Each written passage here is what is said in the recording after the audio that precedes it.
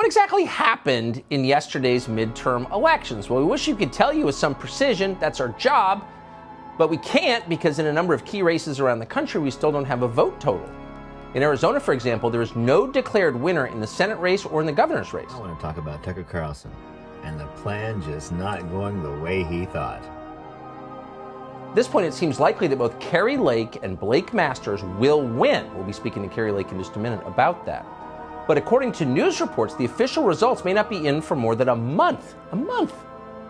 Officials in Arizona told CNBC today that they are, quote, prepared to work through Thanksgiving and possibly Christmas as well. That means results by New Year's in a race that was held in early November. That seems late. How late is it?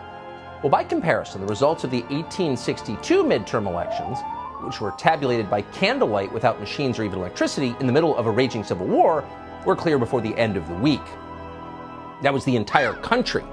Arizona is a single state, which, by the way, is a fraction the size of Florida, which, as you may have noticed, counted its votes in less than a day.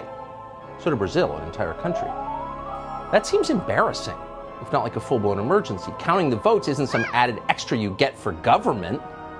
If they have a surplus, like fighting climate change or bringing equity, why is that? Don't ask, commands CNN. If you've got questions about this or any other election, no unauthorized questions. Instead, watch CNN. Or if you don't have cable, simply trust your local officials.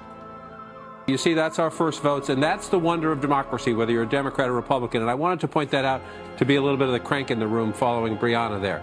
Stay off social media, people, if you're trying to figure out, are there really issues with votings? Trust your local officials, trust us here, trust a news source that you know, and trust, to be honest about this, they're doing their jobs and they're doing it right. They're doing their jobs, they're doing it right.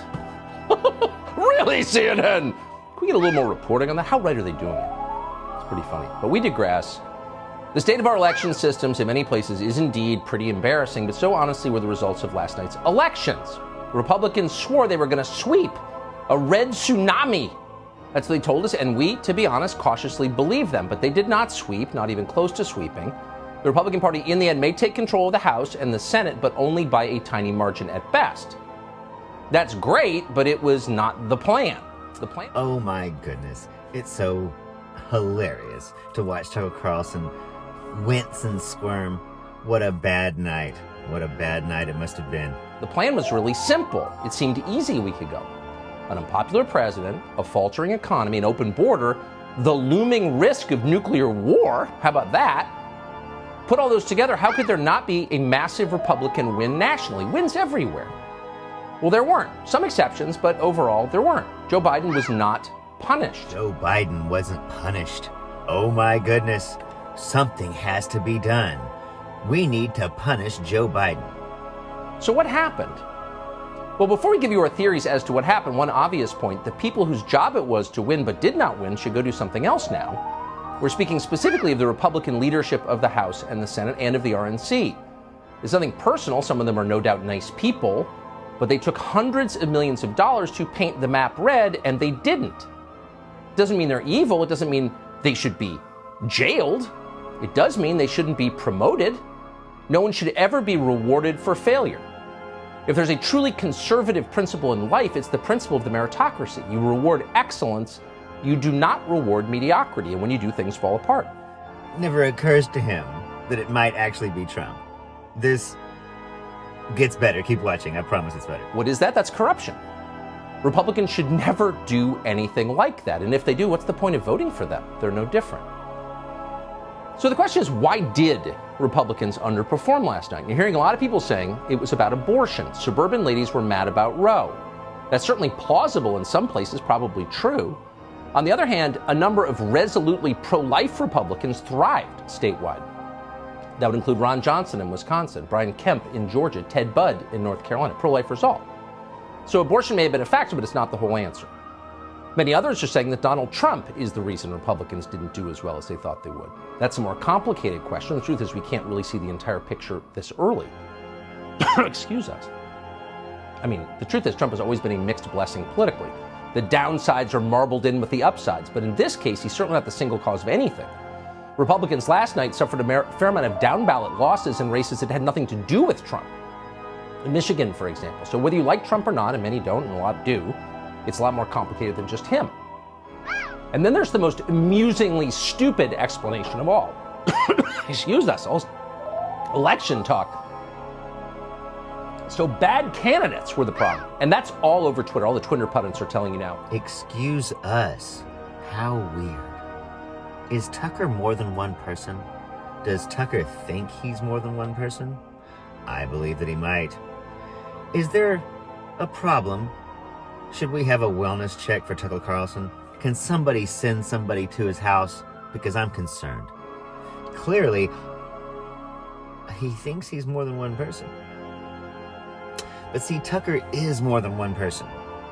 Tucker Carlson tries to find every possible different kind of excuse, depending on the day, as to why everything that he spouts is horseshit and the American people just aren't buying it. The candidates were subpar, and that was the problem. Candidate quality matters. Well, of course, strictly speaking, that is true. The quality of the candidate does matter, but at really how much does it matter? Well, let's see. Joe Biden got elected president 2 years ago from his basement. John Federman became a U.S. senator last night. Does anyone think John Federman was a quality candidate? Is that why he won? Because they had quality candidates on the left? Did the voters of Pennsylvania really want a brain-damaged candidate who's never had a real job? Did they think he was more impressive than the guy who spent his career doing heart transplants? Probably not.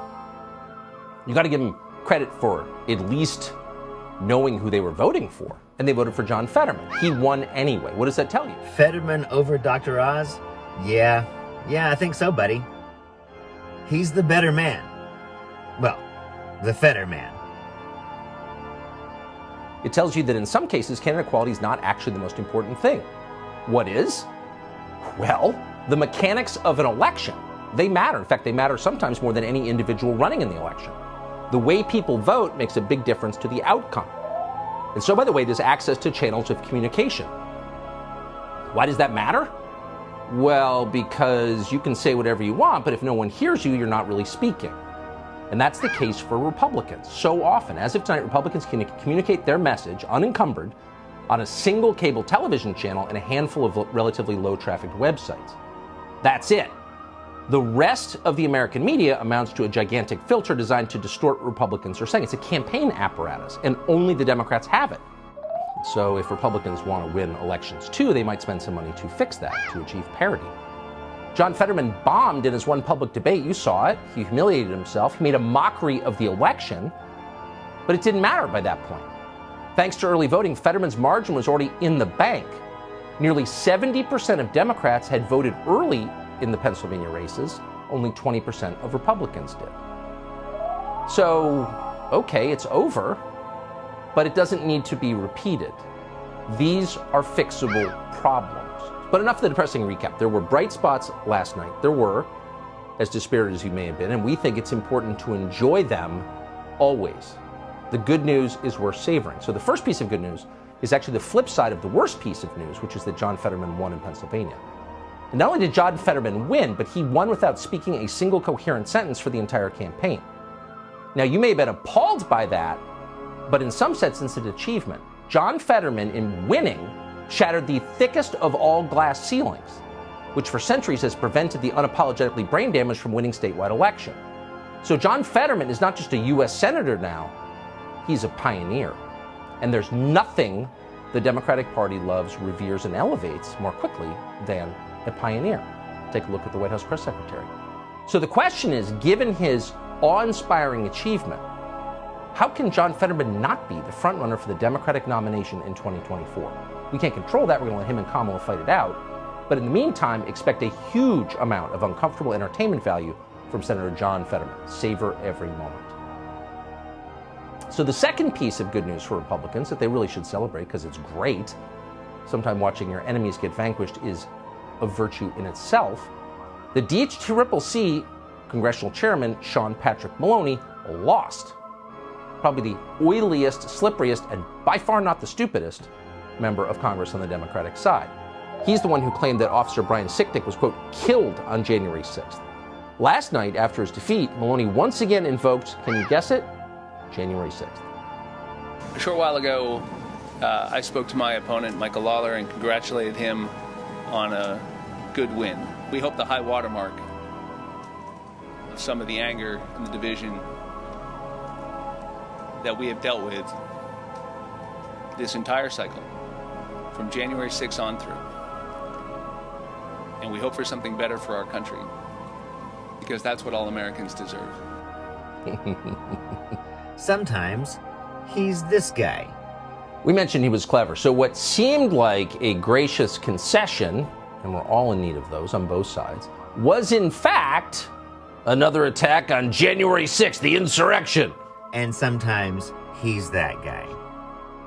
But he's always guy, which is kind of fucking weird. I'm not sure which one of those guys that one represents. But I do believe that Tucker might be having an out-of-body experience. I know that he probably did on Tuesday night. Oh, Tucker. Get your shit together, man. Talk to somebody. Get some help. It's gonna be okay. See, the real problem here was that Republicans had trouble getting out their message due to the overwhelming media sphere that was blocking their ability to speak. All the $2.5 billion they spent on this election, did nothing but silence them. If only the deep state would let them have a real election. How fucking pathetic. Seems like I heard that from a Russian troll just this morning. I'm Zachariah, Lone Star Liberal. Y'all take it easy. Because it doesn't matter how much you spend on the advertising campaign for the dog food. If the dogs don't like it, they won't eat it. That's an old saying from political consultants, and in this case, it is true.